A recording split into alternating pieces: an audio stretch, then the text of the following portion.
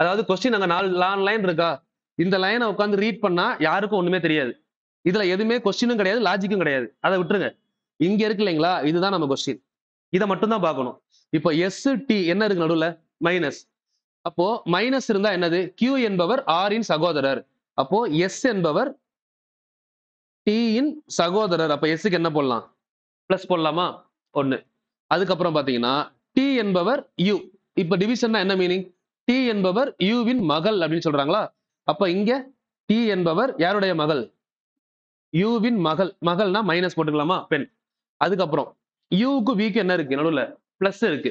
Plus இருந்தா என்ன meaning, Q என்பவர் R இன் கணவர். அப்போ U என்பவர் யாருடைய கணவர், V இன் கணவர். அப்போ இவர் கணவர்னா இவங்க யாரு, மனைவி, V. முடிஞ்சு. இப்ப என்ன கேட்டிருக்காங்க, என்ற கோவையில் V என்பவர் T க்கு என்ன உறவு. இப்ப T எங்க இருக்காங்க, கீழே இருக்காங்களா.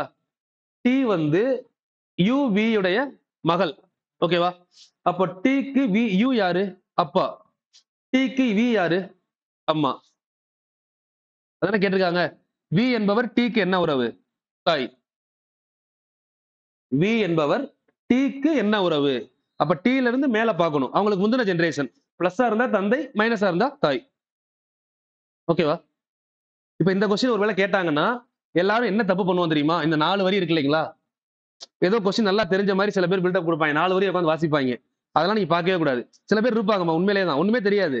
இந்த 4 வரியை வாசிச்சா அவருக்கு எல்லாம் தெரியும் போல நம்ம பார்ப்போம். இந்த 4 வாசிக்கவே கூடாது. இதுக்கும் நமக்கு சம்பந்தமே கிடையாது. இதை விட்டுருங்க.